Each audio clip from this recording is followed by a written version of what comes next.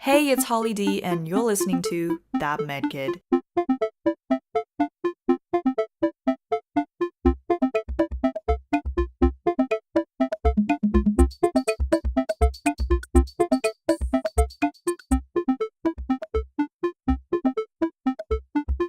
Yo, just a disclaimer. Whilst I try my best to broadcast correct information, I am still learning. The content here is not a substitute for actual medical advice or absolute knowledge whatsoever. Just here to spread the fun and satisfy some curiosity. Enjoy.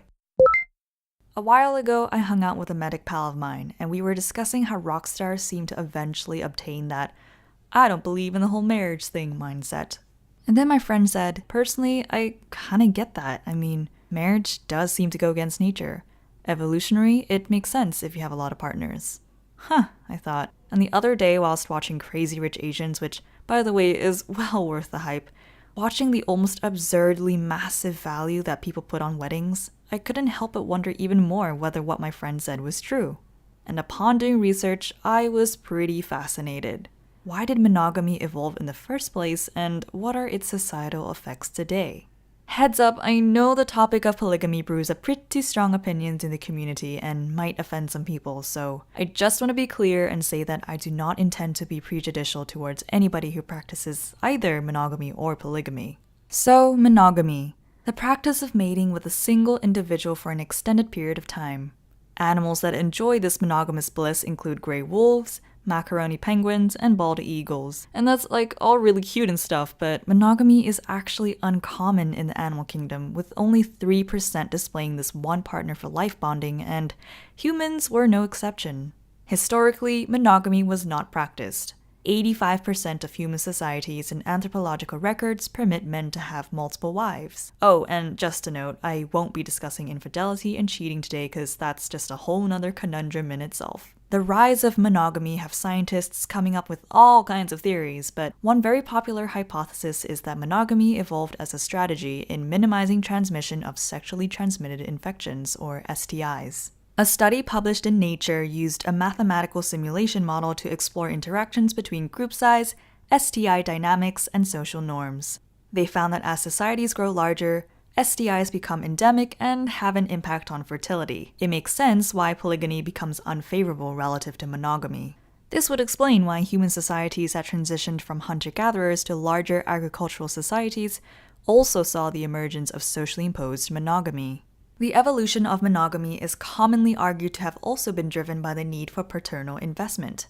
Why did men originally pair bond? Kit Opie, evolutionary anthropologist from UCL, agrees that larger group sizes have a role in us becoming monogamous, but argues another highly hypothesized theory: preventing infanticide, or killing of infants. The team at UCL suggested that with development of primates becoming more social, brain size grew, and this in turn meant brains of infants were larger and required more attention and lactation from their mothers. Thus, this resulted in females being less readily available to mate again after giving birth. So, whilst the mothers were taking care of their child, males were basically sitting around, idle, wanting to mate with a female, but man, she's too occupied with an infant, so of course, an easy way to speed things up is to just straight up kill the infant because screw patience, you know? Thus, monogamy possibly evolved due to selective pressures favoring fathers who protected their offspring from attacks by infanticidal competitors by pairing up with the mother. Of course, these are just two theories out of 100 others out there on why humans originally practiced monogamy, as it's still being researched. Other hypotheses includes partner scarcity, mate guarding as females began to spread over large territories, and mate multiplication providing more fitness benefits. Regardless, in our everyday lives today, paternal investment is very common across human societies, but the reason pairing evolved in the first place should not be confused with current patterns. So what's driving the maintenance of monogamy today? Well, it seems very unlikely it's to prevent STI transmission. If we follow through with the whole STI theory, perfect implementation of mutual monogamy would have eradicated STIs altogether. But as for any treatment, we gotta distinguish between the important concept in clinical epidemiology of efficacy versus effectiveness. Very simply, efficacy is how well an intervention does under ideal conditions, and effectiveness is how well an intervention does under real-life conditions. So perhaps monogamy is efficacious at preventing STIs, but it's definitely not efficient. In theory, it's supposed to work, but it definitely hasn't because humans are way more complicated than that. STIs are still quite prevalent with more than 1 million STIs being acquired every day. Why is it still an issue even if the public does overwhelmingly recognize a monogamous lifestyle will prevent STI transmission? Well, think of it this way. Monogamy is essentially medical advice.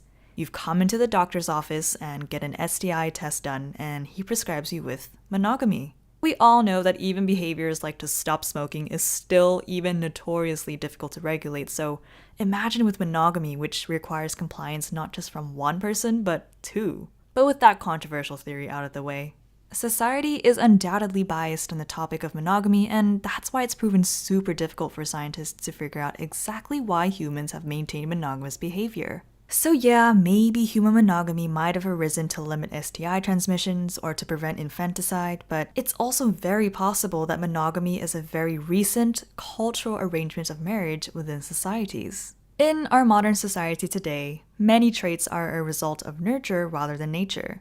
Humans are such unusual animals depending heavily on cultural learning for all behavioral manners and practices. So this changes loads of the ground rules of evolution, and in turn, cultural evolution gives rise to social norms. Thus, it's at this point where it's absolutely crucial to recognize that our evolved mating psychology is distinct from marriage norms, but the hefty topic of marriage is a whole nother can of worms which I'm not going to open today. So you might be thinking, okay great, but why has monogamy persisted throughout the years? Well, religion is widely believed to have been important in the spread of monogamy, especially with Christianity, inspiring the norm of monogamous marriage with the divinely recognized word of God, which imposes an almost supernatural sanction on those who do otherwise. The benefits of monogamy have also been well researched, and a popular study published in Philosophical Transactions B of the Royal Society investigated some pretty interesting societal effects monogamy has. Number 1. Unmarried men are more likely than married men to commit crimes, partake in gambling, and abuse drugs or alcohol. But hey, of course, this doesn't mean that being unmarried causes criminal behavior.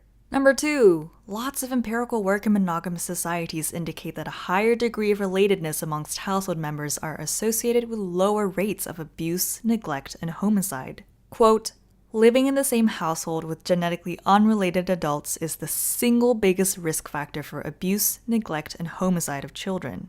Stepmothers are 2.4 times more likely to kill their stepchildren than birth mothers, and children living with an unrelated parent are between 15 and 77 times more likely to die, quotation marks, accidentally, end quote. Long-term research in the Caribbean has also shown that different household compositions impact cortisol levels, or the stress hormone, in children. Those living in polygynous households showed higher cortisol levels compared to those living with only their genetic parents. In addition, research among fundamentalist Mormon communities revealed the importance of relatedness. Full siblings showed greater association, harmony, and selflessness compared to half-siblings in the same household. Cross-national regressions also reveal that monogamous marriage is associated with less domestic violence, less death of the mother, less female genital mutilation, and less sex trafficking. Thirdly, monogamous marriage improves childhood outcomes. Numerous studies done in Africa show that children from polygynous households have a higher risk of worse nutrition, poorer health outcomes, and elevated mortality. So, under these conditions, the study stated that monogamous marriage can really increase a society's competitiveness. For example, the lower crime rates favor greater economic production, and greater paternal investment favor greater success for their children. But aside from the sciencey stat stuff, we know that being faithful to one person is a culmination of numerous things, from sociology to economics to history to religion to mankind's many, many emotions. There's no doubt polygamy is an interesting topic from many standpoints. It raises a lot of other interesting thoughts in me, like, if polygamy was the norm, would people still get jealous and upset? If not, then that'd say a lot about how societal structure dictates human emotion. Things like that. As long as there's full honesty, open conversation, and mutual consent, whether you prefer to keep your relationship with one or multiple, we should definitely be aware that there are more ways than one to have a committed and loving relationship. Hey, thanks so much for listening. If you liked this, please subscribe on Apple Podcasts for more. You can also find all the research mentioned in this episode, plus more, at thatmedkid.com. This has been That Medkid. My name is Holly D. Stay kind, my friends.